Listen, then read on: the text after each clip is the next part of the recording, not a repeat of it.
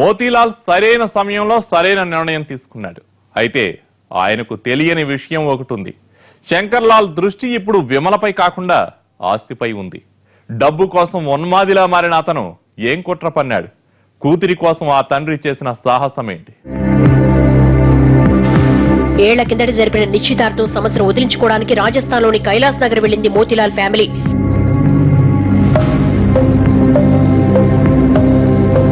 అప్పట్లో నిశ్చితార్థానికి సాక్షులైన పెద్ద మనుషుల ముందు తన వేదన చెప్పుకున్నాడు.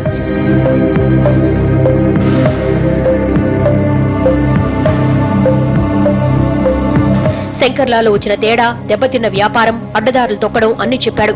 అర్థం పర్థం లేని ఆచారానికి తన కూతురు బలైపోవడం తనకిష్టం లేదన్నాడు.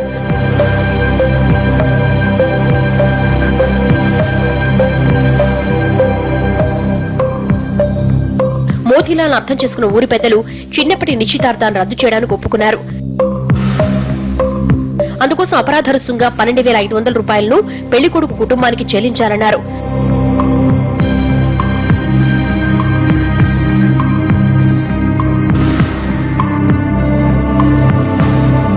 మోతీలాల్ సంతోషంగా ఒప్పుకున్నాడు.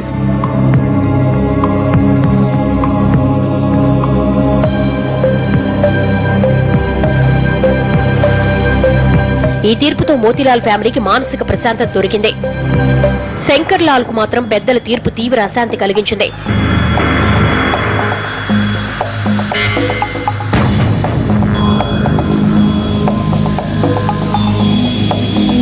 కష్టాల్లో ఉన్న అతడు ఇన్నాళ్లు ఆస్తి కోసం ఎదురు చూశాడు.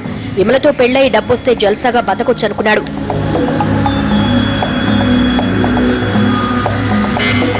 ఆశలన్నీ ఆవిరవడంతో తీవ్ర నిరాశ చెందాడు. అశాంతితో రగిలిపోయాడు.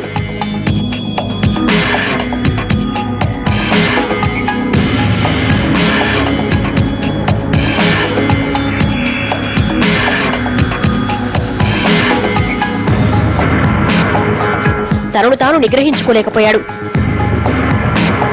చిన్నగా గోకవరానికి వచ్చి పెళ్లి చేయాల్సిందేనంటూ నానా రభస చేశాడు.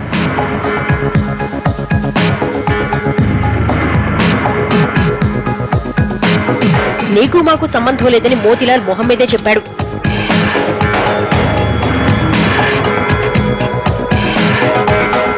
ఇక అప్పటి నుంచి బెదిరించడం మొదలుపెట్టాడు.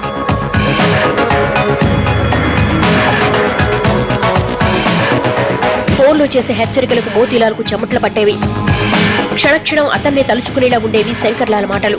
నీ కొడుకుని కిడ్నాప్ చేస్తా, విమలను ఎత్తికెళ్లి పెళ్లి చేసుకుంటా, ఆచారాన్ని కాదన్నావుగా, నేనేంటో చూపిస్తా అంటుంటే వెనులో వణుకు పుట్టేది మోతీలాల్ కు. ఎందుకైనా మంచిదని గోకవరం పోలీస్ స్టేషన్లో కంప్లైంట్ ఇచ్చారు.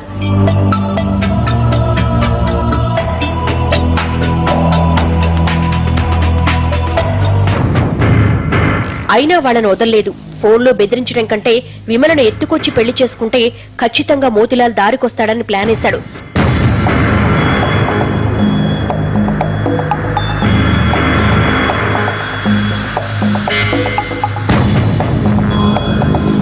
కిడ్నాప్ కోసం తన స్నేహితుల్ని సంప్రదించాడు.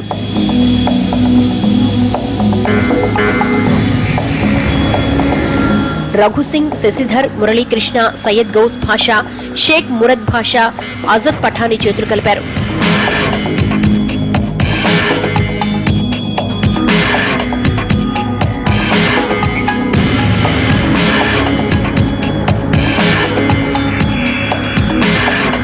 ఓ క్వాలిస్ అద్దెకు తీసుకున్నారు.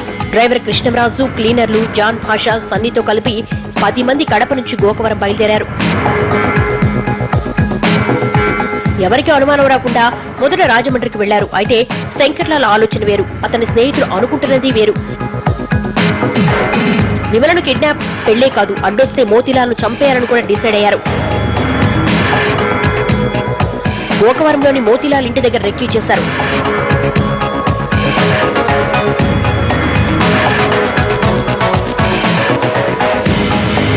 అక్కడికి చుట్టుపక్కల వీధుల్లో రౌండ్లు కుట్టారు. చివరకు నిర్ణయానికి వచ్చి రాజమండ్రికి వెళ్లిపోయారు. మర్నాడు ప్లాన్ ప్రకారం మోతీలాల్ ఇంటి దగ్గరలో ఆగింది క్వాలిస్. అదును కోసం ఎదురు చూడసాగారు. ఆ టైంలో మోతీలాల్, పవన్య, విమల ఇంట్లోనే ఉన్నారు.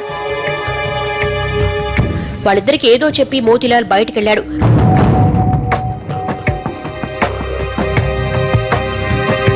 అది చూసిన శంకర్లాల్ అండ్ కో విమలను ఎత్తికెళ్లేందుకు ఇదే సరైన టైం అనుకున్నారు.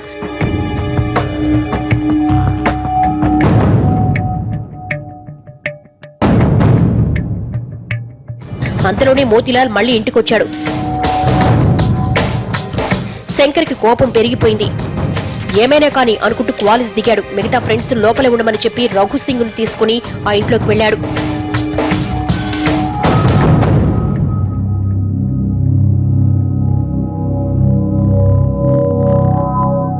మోతీలాల్ శంకర్లాల్ ను పురుగును చూసినట్టుగా చూసి ఎందుకొచ్చావు, వెళ్ళిపో అని గర్జించాడు.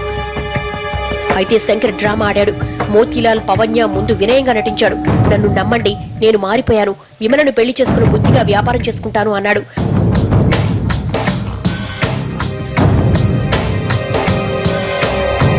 అప్పటికే విసిగిపోయిన మోతీలాల్ ఆ మాటల్ని పట్టించుకోలేదు.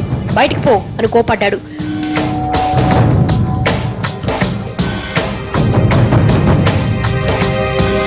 మనసంతా స్వార్థం, ఆలోచనలో ద్వేషాన్ని పెంచుకున్న శంకర్ తన నిజస్వరూపాన్ని బయటపెట్టాడు. రాక్షసత్వం చూపిస్తూ మోతీలాల్ పై తిరగబడ్డాడు.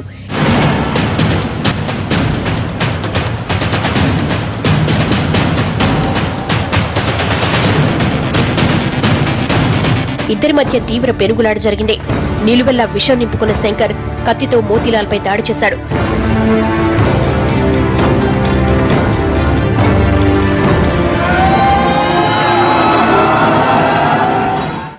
రక్తపు మడుగులో ప్రాణాలు విడిచిన మోతీలాల్ ను చూసి భయంతో కేకలు వేశారు ఆయన భార్య, కూతురు. పారిపోతున్న శంకర్ ను స్థానికులు పట్టుకుని చితకబాదారు.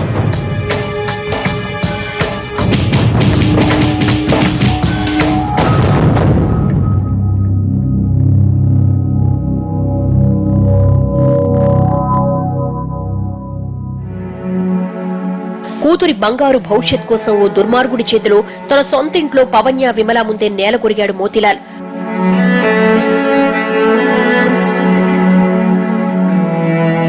హత్యోదంతానికి పాల్పడిన శంకర్లాల్, కిడ్నాప్కు యత్నించిన స్నేహితులు జైలుకెళ్లారు. ఇది ఓ దురాచారం చేయించిన ఓ హత్య, వ్యసనాలు చేయించిన ఓ ఘాతుకం. టెక్నాలజీతో అంతరిక్ష సరిహద్దుల్ని చేరుతున్న ఈ రోజుల్లో కూడా సామాజిక దురాచారాలు మనల్ని పట్టి పీడిస్తూనే ఉన్నాయి. కాలం మారుతోంది, మన ఆలోచన ధోరణులు కూడా మారాలి.